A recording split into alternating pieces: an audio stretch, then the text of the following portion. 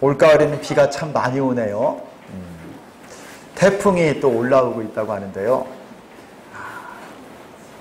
제가 예전에는 분위기도 좀 잘 타고 분위기도 만들 줄 알고 그랬는데, 제 아내랑 연애할 때도 제가 꽤 열심히 잘했거든요. 근데 요새는 감각이 사라져가지고, 어제 비 오는데 제 아내가 저한테 이런 말을 하나 했어요. 제가 굉장히 회개했습니다. 회개. 비가 막 왔는데요, 차가 멀리 떨어져 있었거든요. 그래서 제가, 여보, 내가 우산을 먼저 쓰고 가서 차를 가져올게. 제 아내가 이제 현관 앞에서 기다리는 거예요. 그리고 이제 차를 앞으로 딱 댔어요.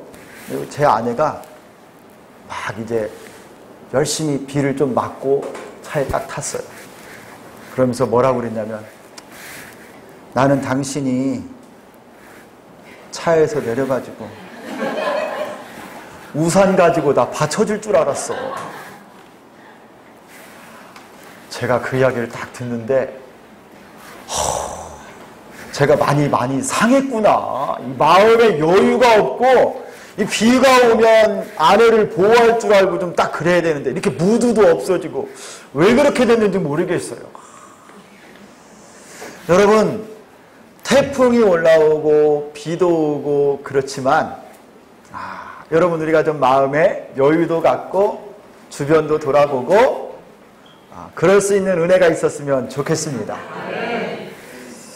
여러분, 비가 많이 오고 홍수가 나면 세상에 얼마나 물이 많습니까? 그런데 의외로 우리가 마실 수 있는 깨끗한 물은 더 없어요. 세상에 참 많은 종교가 있습니다. 그리고 신앙을 가지고 있는 사람들이 많아요. 하지만 참 진리와 구원은 다른 곳에는 있지 않습니다. 오직 예수님 안에만 있습니다. 그리고 교회가 얼마나 많은지 모릅니다. 제가 이전에 전주에 교회가 한 1000개쯤 되는 줄 알았는데 틀렸어요. 더 많대요. 1600개쯤 된다네요. 제가 깜짝 놀랐어요. 신자들이, 예수 믿는 사람들이 얼마나 많은지요. 그런데 참 제자, 하나님이 기뻐하는 교회는 참 드물다라는 생각을 지울 수가 없습니다. 여러분은 하나님의 일을 많이 하는 것, 교회에서 봉사를 많이 하는 것, 교회 일을 많이 하는 것이 하나님을 섬기고 하나님을 기쁘게 하는 거라고 어쩌면 우리 착각할 수 있어요. 내가 교회 일을 많이 하니까 하나님이 기뻐하시겠지. 여러분, 우리가 뭔가 초점을 잃어버리지는 않았는지, 요즘 하나님께서 제 안에 어떤 간절함을 갖게 하는 것이 있습니다. 여러분, 우리가 어디에 집중하며 신앙생활하고 있습니까? 오늘은 좀 다시 한번 우리 신앙생활의 본질적인 주제에 한번 집중하고 싶어요. 바로 여러분, 기도입니다. 기도. 여러분들은 어떻습니까? 여러분의 영혼에 요사이 간절함이 있습니까? 간절함. 요사이 여러분 영혼에 갈급함이 있습니까? 목마름이 있습니까? 기도의 영성, 혹시 기도의 부족을 느끼는 영적 목마름이 여러분에게 있습니까? 오늘 우리에게 기도의 모범을 보이는 한 사람이 나옵니다. 여러분, 오늘 이 시간 말씀을 듣는 중에 사모하는 마음을 가지고 오늘 말씀을 묵상하고 우리 안에 다시 한번 기도의 부흥이 일어날 수 있기를 소망합니다. 바로 다니엘입니다. 다니엘. 오늘 본문에 이 다니엘서 9장 전체는 다니엘의 기도에 관한 내용이에요. 다니엘의 기도. 여러분, 이 다니엘의 기도에는 몇 가지 특징이 있습니다. 다니엘의 기도에는 특징이 있는데, 먼저는요, 우리 다 함께 2절을 같이 한번 읽도록 하겠습니다. 오늘 본문의 2절입니다. 다니엘이 기도하게 된 다니엘의 기도의 특징이 나옵니다. 시작. 곧 그 통치 원년에 다니엘이 책을 통해 여호와께서 말씀으로 선지자 예레미야에게 알려주신 그 연수를 깨달았나니 곧 예루살렘의 황폐함이 70년 만에 그치리라 하신 것이니라. 아멘. 여러분, 다니엘은 책을 읽다가, 무슨 책이겠습니까? 성경, 구약의 성경책을 읽다가 그 말씀 가운데 기록된 여호와 하나님의 말씀을 그가 깨닫게 되었어요. 예레미야 선지자에게 하나님께서 주신 약속의 말씀이 있었습니다.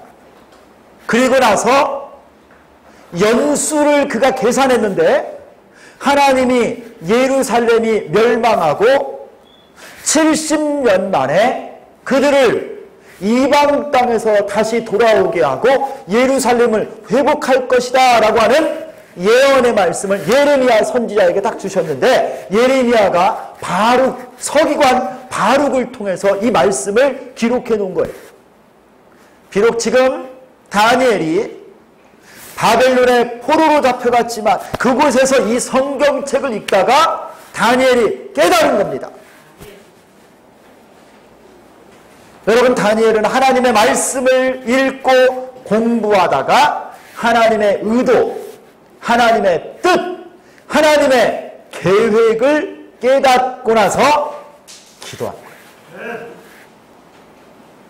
우리 민족이 70년만 지나면, 예루살렘이 망한 지 70년만 지나면 이 땅에 하나님의 회복이 올 것이다. 그가 말씀으로 딱 깨닫고 나서 기도 중에 하나님 말씀을 붙잡고 하나님 앞에 간구하는 거예요. 하나님이 70년 만에 우리 민족을 다시 회복시켜 주시겠다고 하셨으니 내가 기도합니다. 여러분, 기도 중에 기도는 하나님 말씀을 붙잡고 하는 기도입니다. 그것이 하나님의 뜻대로 하는 기도이기 때문입니다. 내 욕심과 내 뜻대로 기도하면 그것은 참된 기도가 아니에요. 내 마음의 소원을 그냥 하나님께 풀어놓는 것은 될 수 있어도 하나님이 진정 기뻐하는 기도가 되기가 쉽지 않습니다. 야고보서 4장에 가면 너희가 얻지 못함은 구하지 아니하기 때문이요, 구하여도 받지 못함은 정욕으로 쓰려고 잘못 구하기 때문이라. 어떤 기도는요, 내 정욕을 만족하기 위해서, 욕심을 채우기 위해서 하는 기도도 있어요. 강도들도 기도해요. 도둑놈들도 기도합니다. 여러분, 이런 기도는 올바른 기도가 아니에요. 다니엘이 우리에게 보여주신 기도는 뭐냐? 하나님의 말씀을 붙잡고 나가서 하나님께 기도하는 거예요. 하나님의 말씀을 알고 깨달은 후에는 반드시 기도로 하나님께 나가야만 합니다. 하나님께서 깨닫게 해주신 자들에게는 더 많은 것들을 요구하십니다. 성경 말씀을 많이 알고 신앙생활을 오래 해서 하나님이 무엇을 기뻐하는 줄 아는 사람은요, 그만큼 우리에게 하나님이 원하는 게 있어요. 기도하라는 거예요. 기도. 하나님 말씀을 알고 하나님의 뜻을 깨달았으면 기도로 나가라는 거예요. 하나님께. 말씀을 조금 안다고 기도하지 않으면요, 그 지식은 우리를 어떻게 만들까요? 교만하게 만들 거예요. 예전에 나 다 기도해봤어. 그 정도 기도 안 해본 사람 있겠어? 중요한 건 말씀이지. 여러분, 아닙니다. 하나님 말씀을 깨달은 사람은요, 무릎으로 기도해야 돼요. 공부를 많이 하고 책을 많이 읽고 하나님 말씀을 알면 알수록 여러분, 우리 모두가 더욱 기도에 힘쓸 수 있기를 소망합니다. 겸손히 기도하는 말씀의 사람이 되어야만 합니다. 말씀의 연료에, 기도에 불이 붙을 때 놀라운 하나님의 능력이 나타나고 하나님의 영광이 나타나는 줄 믿습니다. 이게 첫 번째 다니엘 기도의 특징이고, 두 번째는요, 다니엘은 하나님의 뜻과 계획이 정해져 있음에도 기도했습니다. 여러분들이 저를 안 보고 어디를 보나 했더니 가만 보니까 제가 자료를 잘 준비해놨네. 자, 노란색으로 한번 읽겠습니다. 시작!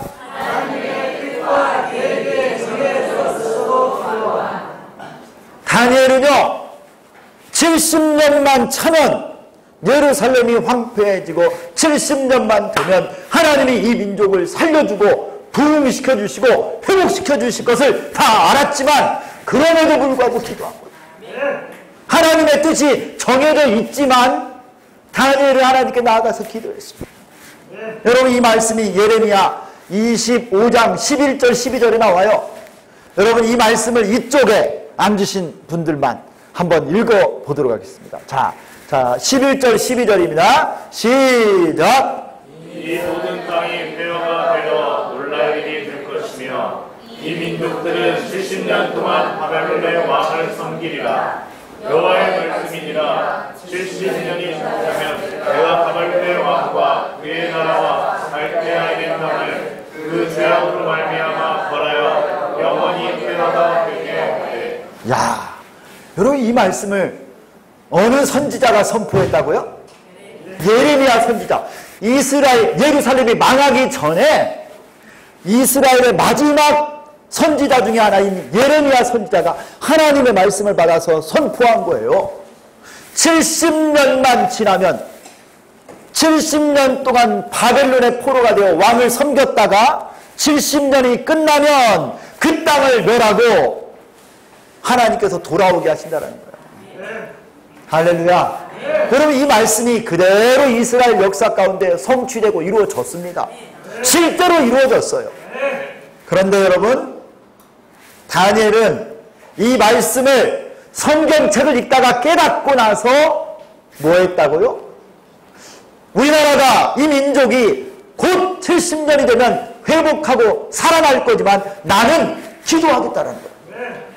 그게 여러분 3절 4절에 나와요.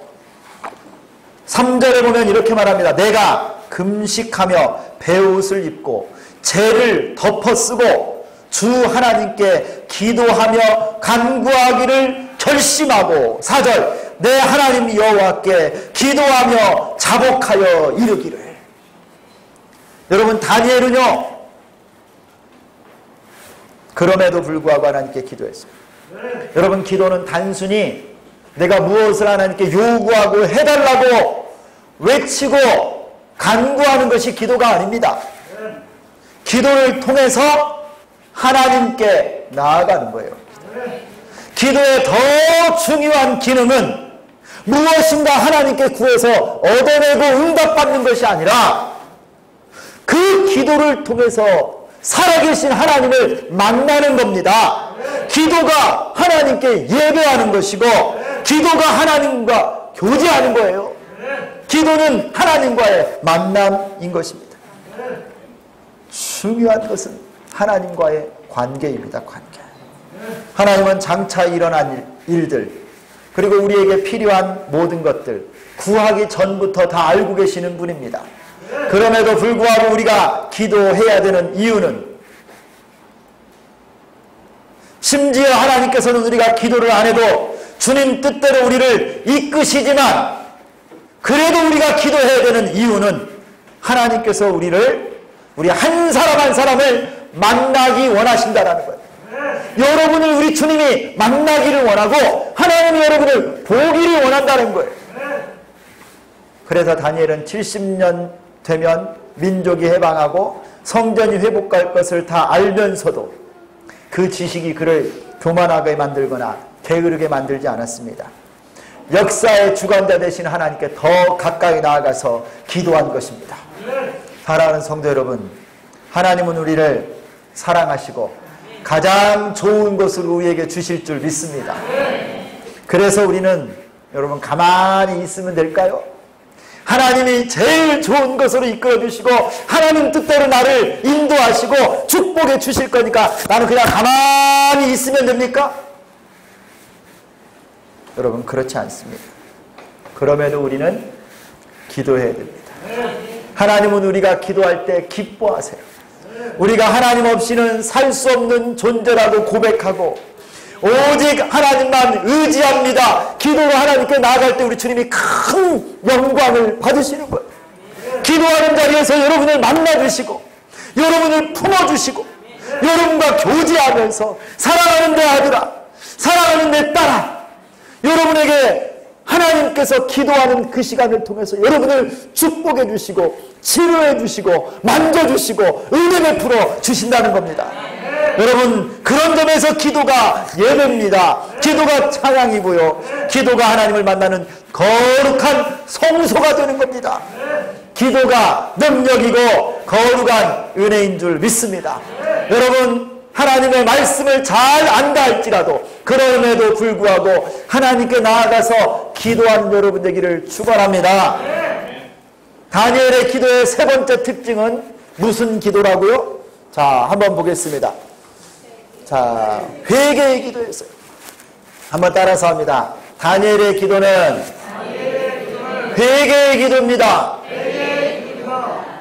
하나님의 뜻을 알고 나서 다니엘이요, 첫 번째 가져왔던 반응은 뭐냐면 3절이에요. 3절. 금식하며 베옷을 입고 재를 덮어 쓰고 기도했어요. 4절에서 그가 기도하는 말 중에 이런 표현이 나옵니다. 내 하나님 여호와께 기도하며 자복하여 이르기를 그랬어요. 여러분, 이 자복이라고 하는 말은 무슨 뜻이냐면 던지다, 시인하다, 자백한다 라고 하는 의미가 있어요. 하나님 앞에 내 모든 죄를 다 내려놓고요, 시인하는 거예요. 고백하는 거예요. 하나님 앞에 지었던 모든 죄악을 다 토해내는 겁니다. 하나님 앞에 내가 죄인인 것을 시인하고 하나님의 성품이 얼마나 거룩하고 순결하신지를 드러내고 우리 죄악이 얼마나 참혹하고 더러운 것인지를 고백하는 것이 바로 자복하는 기도입니다. 5절 이하에서 다니엘은 고백합니다. 민족의 범죄, 하나님의 율법을 버리고 주의 종 선지자들을 듣지 아니한 것 다 자복하고 있습니다. 그들이 하나님의 진노 가운데 심판을 받은 것은 다 범죄의 결과라고 회개의 기도를 지금 하고 있어요. 여러분, 다니엘은 다른 기도하기 전에 회개의 기도를 했어요. 회개. 지금 여러분이 하나님과의 관계를 회복하기를 원하고 여러분 기도가 응답되기를 원하신다면 지금 가장 급선무는 하나님 앞에 회개하는 것입니다.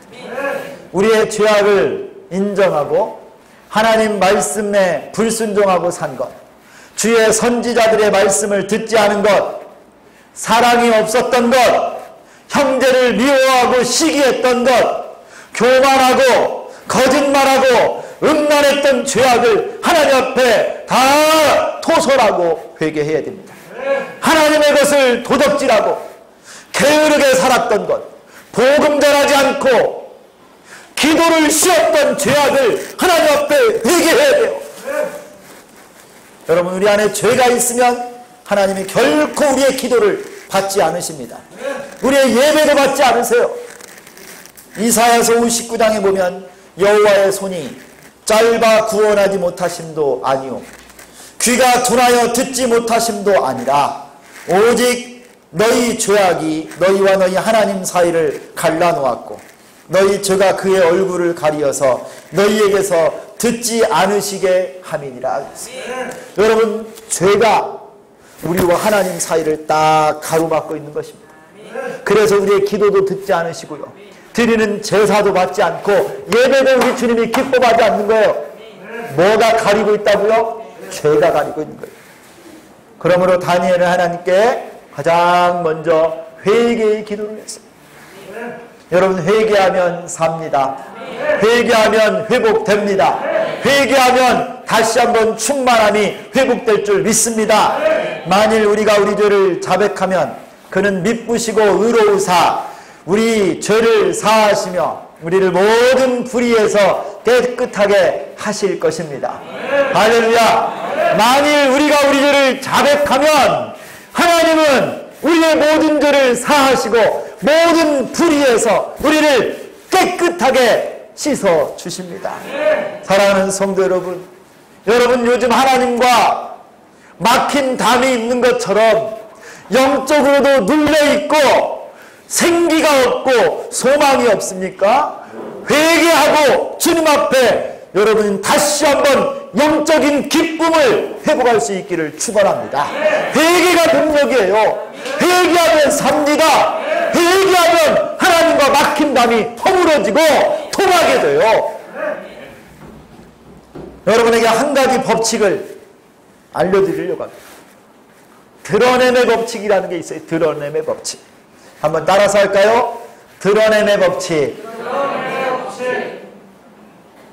여러분 산에 가거나 큰 바위 또 돌 이런 밑에 가면요, 햇빛이 닿지 않는 그런 곳에 가만히 보면 그런 곳에 이끼가 많이 껴있고 곰팡이가 껴있고 그것이 축축합니다. 왜 그렇죠?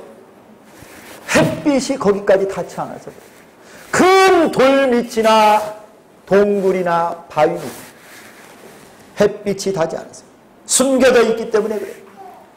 여러분 우리 마음속에 우리 심령 속에 죄악이 있어요.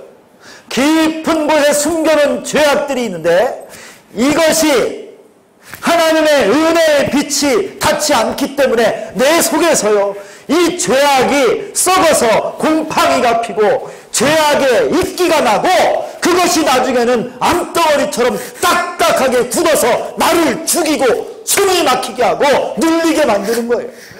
그러나 이것을요 하나님의 말씀의 빛 앞에 은혜의 빛 앞에 드러내면 하나님의 은혜가 내 속에 있는 죄악을 비추고 말씀으로 치료하면요 이것이 깨끗하게 됩니다. 치료가 됩니다. 이게 바로 드러냄의 법칙이에요. 여러분만 알 것 같은 그 죄악, 다른 사람은 여러분의 남편도 아내도 가족도 모를 것 같은 그 죄악, 우리 하나님은 다 보고 계시고 알고 계셨어요.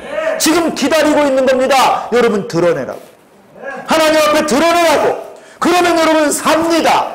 여러분 회복됩니다. 여러분의 죽은 영혼이 살아나는 거예요. 이게 바로 회개입니다. 내 죄를 인정하고 하나님 앞에 나오면 여러분 드러냄으로 말미암아 성령의 바람이 불어오고 하나님의 은혜에 빛이 비춰서 여러분이 새로운 심령이 되고 하나님 앞에 일어나게 될 줄 믿습니다. 죄악을 고백하고 믿음으로 서면 되는 거예요. 제가 초등학교 때 도벽이 있었습니다. 아마 여러분 다 그러지 않았어요. 뭐 저만 그런 것처럼 막 째려보고 그래요. 제가 한 4학년 때쯤 저희 집에 조그마한 저금통이 있었는데 그렇게 뽀빠이가 사먹고 싶어가지고, 여러분 뽀빠이 아세요? 뽀빠이 자야박 이런 거 막 사먹고 싶어가지고 그걸 어떻게 해가지고 제가 막 흔들고 막 이렇게 열었더니 동전이 하나 나오는 거예요. 그 다음부터 재미가 있어가지고요 어떻게든지 쑤셔가지고 그걸 빼서 제가 사먹기 시작했어요. 그게 조금 시간이 가니까 누가 알았겠습니까? 저희 어머니가 그걸 탁 본 거예요. 아니 저놈의 새끼가 도둑질을 하네. 그래서 이걸 잡으려고요 어느 날 신발장 위에다가 100원짜리가 아니라 500원짜리가 확 끓여져 있는 거 막 나왔을 때 그거를 딱 올려놓으신 거예요. 가만히 보니까 아무도 없어요. 그럼 이제 그 500원짜리를 싹 훔쳐가지고 주머니에다 딱 넣었어요. 완전 범죄, 아무도 모른다. 그런데 갑자기 저희 어머니가 부엌에서 딱 나오더니 부하나 이리 좀 와봐라. 너 여기 500원짜리 못 봤냐? 못 봤는데요.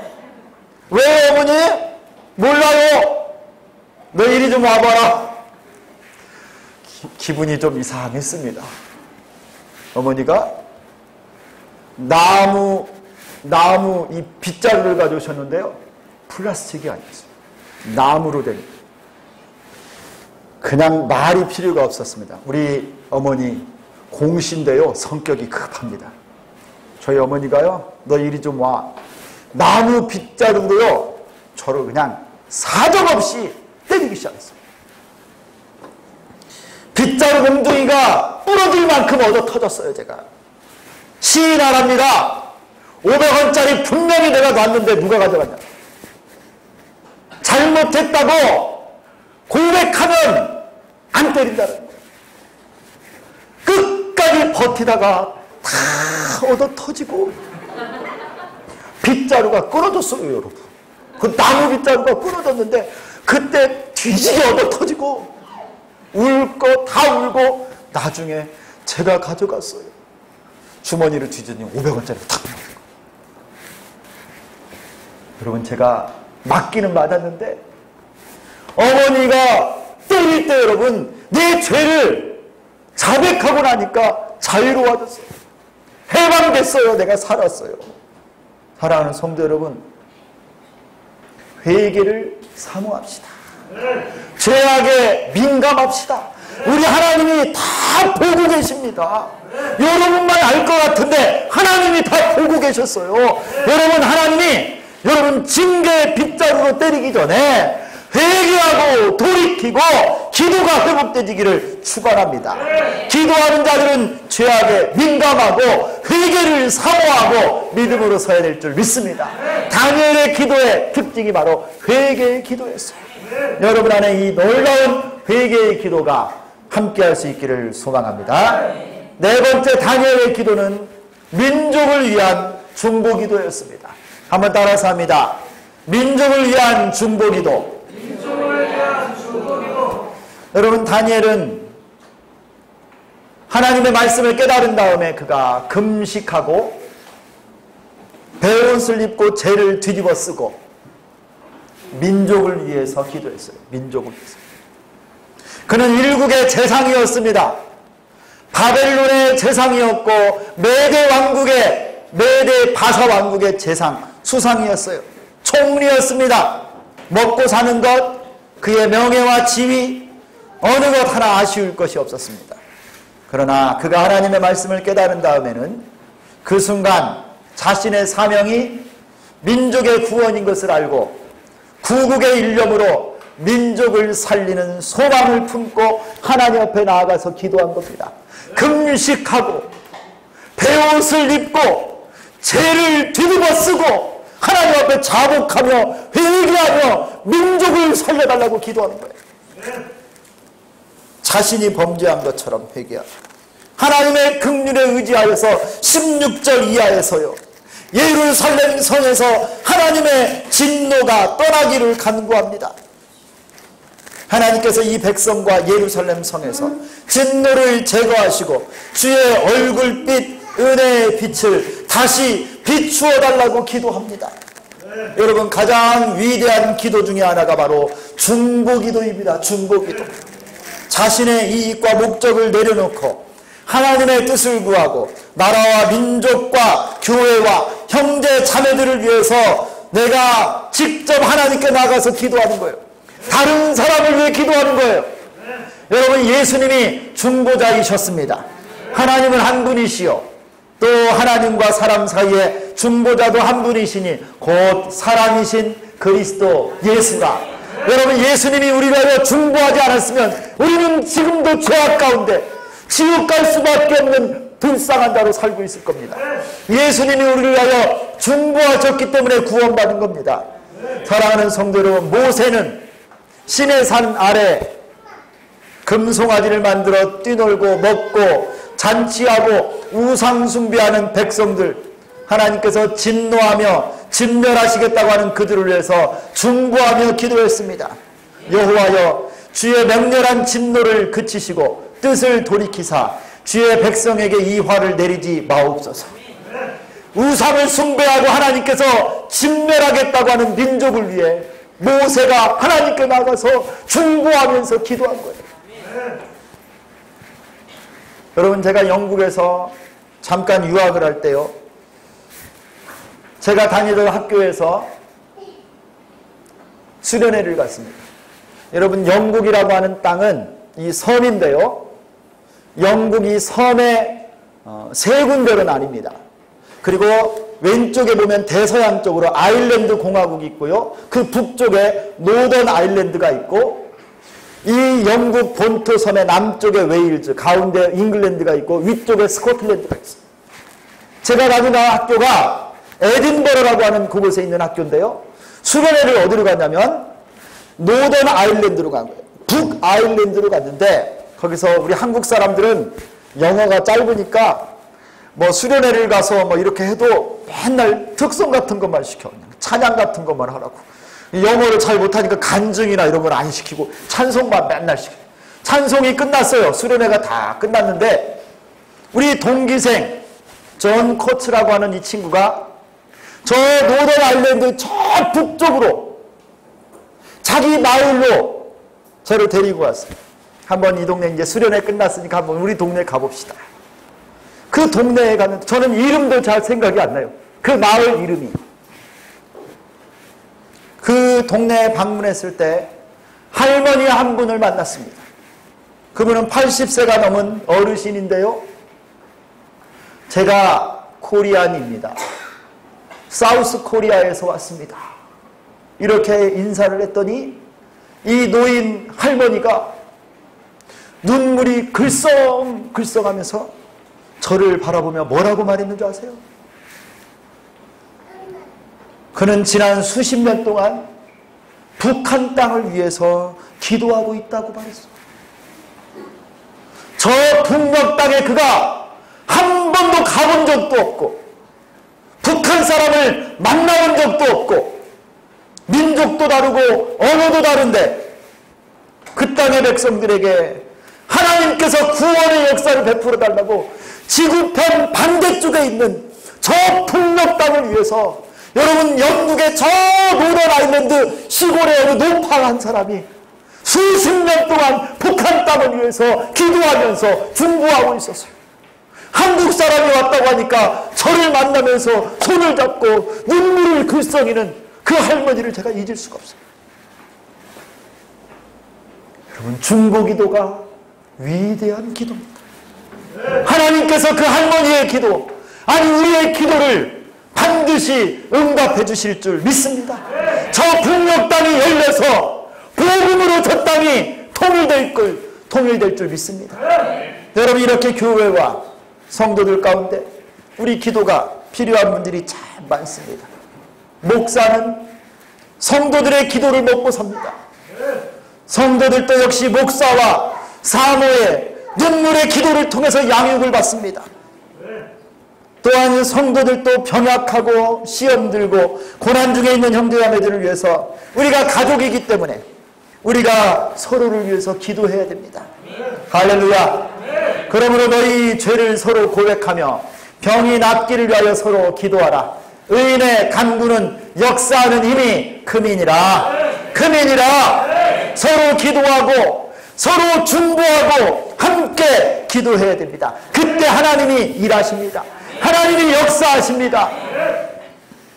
서로 함께 기도하는 우리 주비전 교회가 되기를 소망합니다.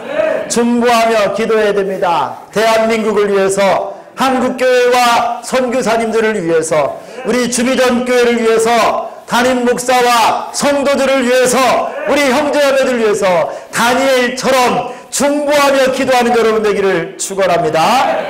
여러분 이제 기도의 응답입니다. 다니엘이 하나님께 기도할 때 어떤 일이 벌어졌습니까? 우리 21절부터 23절까지인데요. 제가 한번 읽겠습니다. 여러분 말씀을 한번 잘 주목해 보십시오. 곧 내가 기도할 때 이전에 환상 중에 본 그 사람 가브리엘이 빨리 날아서 저녁 제사를 드릴 때쯤에 내게 이르더니 내게 가르치며 내게 말하여 이르되 다니엘아 내가 이제 내게 지혜와 총명을 주려고 왔느니라. 곧 내가 기도를 시작할 즈음에 명령이 내렸으므로 이제 내가 알리러 왔느니라. 너는 크게 은총을 입은 자라. 할렐루야. 여러분 기도하면 어떤 일이 벌어집니까? 오늘 말씀을 보십시오. 하나님의 응답이 빨리 날아서 내게 옵니다. 하나님의 응답이 빨리 날아서 내게 옵니다. 그리고 여러분 오늘 말씀은 이렇게 말해요. 곧 기도를 시작할 즈음에 명령이 내렸더니, 성도 여러분 믿음의 기도에는 하나님께서 반드시 응답하십니다. 빨리 응답하십니다. 기도를 시작할 때부터 하나님의 응답의 명령이 떨어진 거예요. 여러분 믿으십니까? 믿음의 기도를 시작하기만 해도 응답은 오고 있어요. 다니엘에게는 장차 일어날 일들에 대해서 하나님이 다 알려주셨어요. 역사를 주관하시는 하나님께서 민족의 회복과 사명을 밝히 보여주신 것입니다. 여러분에게도 이런 역사가 일어나기를 축원합니다. 기도할 때 응답받는 역사가 일어날 줄 믿습니다. 예레미야 33장 3절 말씀 우리 크게 한번 같이 읽습니다. 예레미야 33장 3절 하나 더 없네요. 자, 제가 읽겠습니다. 너는 내게 부르짖으라. 내가 내게 응답하겠고 내가 알지 못하는 크고 은밀한 일을 내게 보이리라. 할렐루야. 너는 내게 부르짖으라. 내가 내게 응답하겠고 내가 알지 못하는 크고 은밀한 일을 내게 보이리라 하셨어요. 여러분 믿음으로 부르짖어 기도하면 반드시 응답됩니다. 우리의 기대보다 생각보다 훨씬 더 크고 놀라운 일을 우리 하나님이 보여주실 줄 믿습니다. 하나님은 살아계십니다. 우리가 기도할 때 응답하십니다. 여러분 지금은 기도해야 될 때예요. 최근에 하나님께서 저에게 많은 도전을 주십니다. 제가 아는 어떤 성도님이 그 교회 담임 목사님 청빙을 위해서 열심히 노력했습니다. 청빙위원이 되어서 자료를 수집하고 면담하고 지난 수개월 동안 고생하면서 맡은 직분을 다 했어요. 담임 목사님이 누가 올기로 다 결정이 됐어요. 그의 역할이 훌륭하게 완수가 되었습니다. 근데 바로 그때 이 성도님이 다시 한번 생각한 겁니다. 내가 지금 할 수 있는 일이 무엇인가? 그럴 때 이런 감동이 왔답니다. 내가 새로 부임하실 목사님을 위해서 기도를 시작해야 되겠다. 그래서 기도 제목을 정리하고요. 성도들에게 이걸 나누어서 일주일에 3번 월, 화, 목요일 아침 10시 저녁 8시에 모여서 새로 목사님 부임할 때까지 온 교회를 동원하여서 기도하는 일을 시작한다고. 여러분 참 도전되지 않습니까? 성도 여러분 도전되지 않습니까? 여러분 자발적인 기도의 헌신이 필요합니다. 여러분 우리 주비전교회 안에 이런 기도 모임이 일어나기를 바랍니다. 권사님들, 집사님들 여러분의 가정에서 구역에서 2-3사람도 좋습니다. 3, 4, 5 모여서 기도하는 일에 힘쓰기를 소망합니다. 시간을 정하고 모이십시오. 필요하면 저와 사모를 부르시고 여러분 우리 교회 안에 곳곳에서 기도하는 모임이 일어날 수 있기를 축원합니다. 축원합니다. 기도할 때 주비전교회가 하나님이 원하시는 교회 될 수 있어요. 지난주 목요일 날 어느 집사님이 우리 교회에 방문했어요.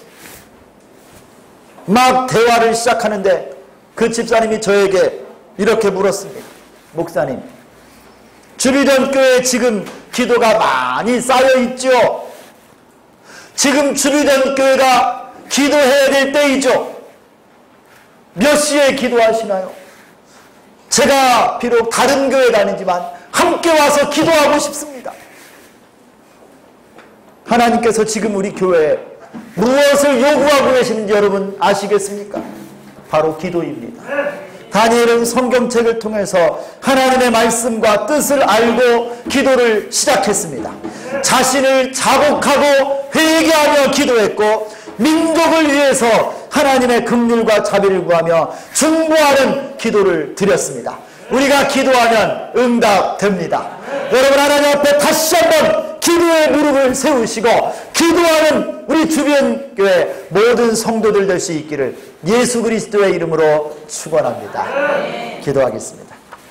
하나님 아버지 감사합니다. 주께서 은혜 베풀어 주셔서 하나님 우리 주비전 교회가 기도하는 교회가 되기를 소망합니다.